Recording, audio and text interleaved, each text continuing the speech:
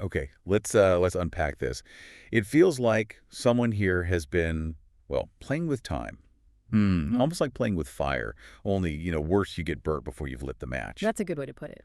Today, we're doing a deep dive into Daniel Blythe's The Dimension Riders, a story that doesn't just bend the rules of reality. No, it shatters them completely. Exactly. And what's truly fascinating right from the start is how you're thrown into this universe where time itself isn't just, like, flexible. Sure. It's fractured, Yeah. which presents this really unique, profound challenge for everyone involved. It's a complex tapestry of temporal weirdness. Absolutely.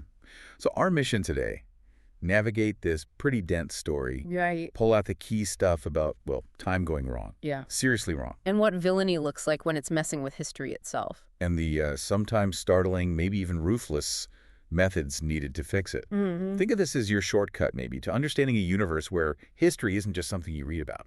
No, it's a weapon actively being used. So our journey kicks off in this really desolate place, Space Station Q4. Yeah. Try and picture it, through the eyes of these surveyors, Henson and Rubček. Right. A station that should be glittering with shuttles and lights. Alive. Yeah. But instead it's just dark. Yeah. Like a forgotten asteroid, the book says. And it's emitting this chilling death rattle. Ugh. It's just this immediate sense of something being profoundly wrong. Definitely. A place where silence just screams. If I stumbled onto a station like that, my first thought wouldn't be investigating. It'd be finding the nearest working escape pod. Huh. Sensible. But that feeling of wrongness, it just escalates. Yeah. Instantly. To sheer horror. Right, when Rubček sees that crewman's body. Yeah. And he says, this man is 300 years old, Henson. He died of natural causes. Just chills. It's not just grim, is it? It's the first, stark, terrifying clue about the time problem. So what's the insight there? Time isn't just fast. It's more than fast. It means centuries, literally centuries, have somehow compressed into moments. Right. Not through travel, but like a localized time storm aging people to dust almost instantly. So conventional responses are obviously useless here. When the doctor shows up, what does he see that the others are missing? Well, he gets it immediately. The terrifying scale of it, Right. He's muttering about decay and death, and then the key phrase, we're dealing with 300 years that must have passed through the station in a matter of seconds. Or less. Seconds or less. Yeah. His first take isn't just fast time, it's that time is fragmented. Fragmented, meaning? Broken. Like shattered glass, inconsistent pockets, isolated, each running at its own horrifying speed. Okay. And what about the official response, the Terran Survey Corps? Captain Terran, Qualum, struck. Well, that's critical too. They're training, military, scientific. Yeah. It's all geared towards physical threats. Or like understandable space anomalies. Exactly. It's completely inadequate for something that ages you to dust on the spot. Which brings up that big question, doesn't it? How do you fight an enemy that attacks time itself? Yeah, your methods, your weapons, they're just not built for it. It's abstract, but devastatingly real. Absolutely. It forces you to think, doesn't it? What would you do? Right. When the very air could age you 1,000 years in a breath. It's disorienting. You'd have to rethink everything about danger. Okay, so to really figure out where this temporal mess is coming from, we have to trace it back. Not just across space. But back in time to Oxford, 1993. Seems random at first. It does. We meet Bernice Summerfield, Tom Shaynor, this Professor Rafferty, studying extraterrestrial studies, no less. But yeah, this isn't just some quiet academic subplot. Not at all. Because this is where we meet Amanda. Ah, yes. The beautiful assassin in a black sports car. Right. And the source details her work with chilling precision, an assassination at Heathrow Terminal 2. With a transforming briefcase and laser pulses? No. Subtle. Well, yeah. But what's fascinating strategically is her target, the Home Office minister. He turns out to be absolutely central to the whole temporal scheme, even if it's not obvious why at first. And there's that weird detail, isn't there? The newspaper headline, Minister Murdered at Heathrow. It fades from existence. Whoa. It's subtle, but it's this terrifying little sign of time being actively messed with, like history itself is glitching. And then, the big reveal. The main bad guy. Yes, the president of St. Matthew's College, Oxford. Seems like an ordinary academic, but He's actually a renegade Time Lord nah, from Gallifrey, known as Epsilon Delta. a Time Lord. Okay, that explains a lot. What's his deal? Deep-seated stuff. Hatred and resentment of Gallifrey. He wants revenge. Revenge, domination of Earth, power over Gallifrey. Yeah. Pretty standard Time Lord villain goals, maybe. Well, yes and no. The method is audacious, twisting time itself. But what does it tell us about him? Good question. It goes beyond just simple revenge, doesn't it? Absolutely. The real insight isn't just, oh, he's a Time Lord. It's how this deep personal grudge fuels a strategic temporal war. And if you connect the dots, the president is literally plotting his own assassination across time. Wait, what? His own assassination? Yes. He uses one of his own aliases, the Home Office minister, as the temporal lens. A lens, like a focusing point. Exactly. A point to concentrate the temporal energy for his bigger plan. It's this incredibly arrogant paradox. Wow. Born from self-deception. It shows how the most dangerous weapon isn't a gun, it's twisting history itself, turning the past into a tool for revenge. And that detail about the minister enjoying his several lives. In hindsight, it's a massive clue, isn't it, to him being Epsilon Delta? Definitely. And then there's poor Tom Shaner. Tom, the unwitting pawn, absolutely crucial. He's the time focus, right? The human link. Between two unstable points in the space-time vortex, that whole chaotic energy field underpinning reality. And unbelievably, he's also an ancestor to one of the future Survey Corps officers. Yes. Which just adds another layer of temporal complexity. And Amanda just grabs him coldly, using that weird silvery cone instead of a hand. Seals his fate. He becomes just an instrument in Epsilon Delta's game. It's pretty disturbing when you think about it. It is. How one person's bitterness, their ego, can ripple through time like that. Turning innocent people, even himself in a way, into tools for this massive self-serving paradox. Makes you think about the cost of unchecked ego, doesn't it? And how easily history can be warped. Right. So, moving into the eye of the storm, we meet the ultimate antagonist, the Garvond. Not just any monster. This is a creature from the Time Vortex. A legend, banished long ago, now back. Described as a dark angel of pure energy. With a massive skeletal head of blazing fire. Okay, that's terrifying. It feeds on minds, wants to ravage the fields of time. Pure temporal predator.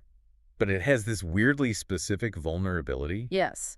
Its greatest fear is the enigma unsolved, the unexplored knowledge of the universe. Huh. An intellectual Achilles heel for a cosmic horror. Interesting. And its power is shown through its time soldiers attacking the starship Icarus. These aren't just regular soldiers. Yeah. No. They phase shift through solid metal. Meaning? They sort of vibrate out of sync with normal reality, letting them pass through walls, and they're literally ripping time apart as they do it. The psychological toll must be immense. Oh, definitely. We see Lestrelle Quallam, the first officer, who seemed so strong. She just descends into madness, whispering, "Nous allons mourir. We are all going to die." Oh, no. And she dies in this blaze of time energy. It's a horrifying end. Shows how temporal war isn't just physical, it's existential. And Ace is right in the thick of it on the Icarus, fighting alongside Strack. Yeah, and this is where her doubts about the Doctor really surface. She thinks the Doctor knows what he's doing. And maybe that's what's always worried me. It's not just fear, is it? It's this deep unease about his methods, his willingness to play for such high stakes. Especially when the Garvond can burrow into our minds like a worm, Yeah. chewing our fears and hates, spitting them back at us. Exactly. We see that happen. Soldiers getting hit with visions of their worst traumas. Strack's lost family, Shanor's brother. It's brutal. Using your own mind against him. Completely personal warfare. But then, back on Q4, there's this moment of incredible sacrifice. Captain Terran and Helena Vake. They get that coded message from Strack. About inversion, yes. And Terran knows connecting the field generator will kill him horribly. Ripping the flesh from him. But he does it anyway, in this white-hot burst of energy. Why? What does it do? It sends this beam of mutated molecules, inverted energy, back at the Icarus. Inverted energy. Like time energy flowing backwards? Something like that. Counteracting the Garvon's effects. It's crucial, heroic, agonizing. Turning the tide through ultimate self-sacrifice. Wow. It really makes you pause, doesn't it? Mm-hmm. Imagine being in that fight. Your worst fears, your memories used as weapons. What would you give up? What part of yourself to fight something like that? It's a heavy question. What sacrifice is too much? Okay, so after all that chaos, sacrifice, and horror, Yeah. we get to the Doctor's endgame. Which looks initially like a complete surrender. Right. He walks into the Garvond's virtual reality, this weird bus station concourse with a chessboard. And just seems to give up. Hands over the TARDIS key to Tom Sheenor, who's possessed by the Garvond. It looks like defeat, total defeat. But Bernice sees it instantly. She's sharp. What does she say? That's not a surrender, that's a sacrifice. Skewer movement, a clever pinning of the knight.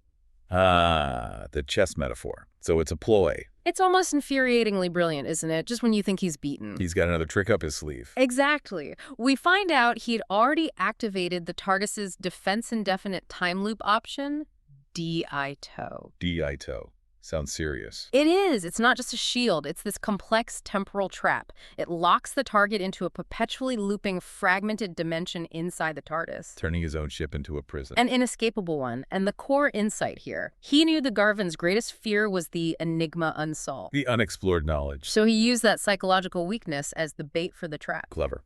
Very clever. So the Garvond takes the bait.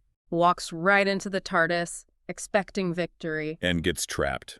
Bombarded by its own inverted energy, channeled from Terran's sacrifice. Right, the source says it whirled and shrank in its own typhoon. Until it was just a spinning globule of light. And then the Doctor seals it away. In a book. In a book. Yeah, which he then chucks into a fountain. A surprisingly mundane end for a cosmic horror. But effective. Sometimes the simplest container is the strongest, maybe. Or the most unexpected. So the Garvon's dealt with? The time soldiers, Amanda? They just disintegrate. Paradox resolved, the immediate threat's gone.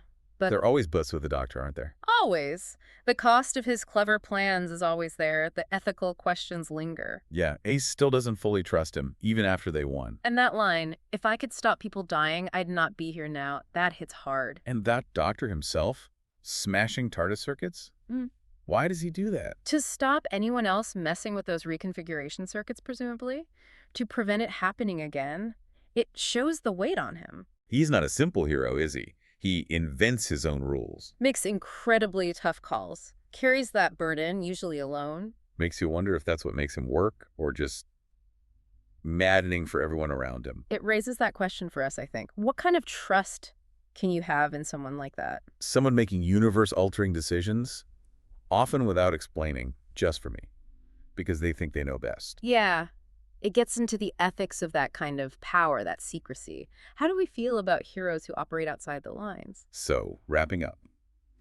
Today we've wrestled with temporal paradoxes. Seen the power of a being literally born of fear. And watched a rogue Time Lord's pretty chilling quest for revenge unfold. We've explored a universe where any moment can be a weapon, and even arranging your own death is a viable strategy. Wild. And we've learned, maybe, that the biggest fights aren't always with blasters. Sometimes it's wit, sacrifice. Yeah. Understanding how time works. Exactly. And the cost of changing history, even trying to fix it, is huge. Often unseen. Leaves scars. So what's the takeaway for you listening? This dive into the Dimension Riders. It's a reminder, isn't it? That every action ripples. Choices matter, often in ways we don't expect. The Doctor looked at his reflection, thinking about mistakes you weren't aware of until the consequences became clear. Yeah. It forces us to ask, maybe, what reflections are we ignoring in our own lives? What little paradoxes are we setting up without realizing? And what unforeseen consequences might they unleash, not just for us, but down the line? Something to ponder, I guess. Until Until our next deep dive.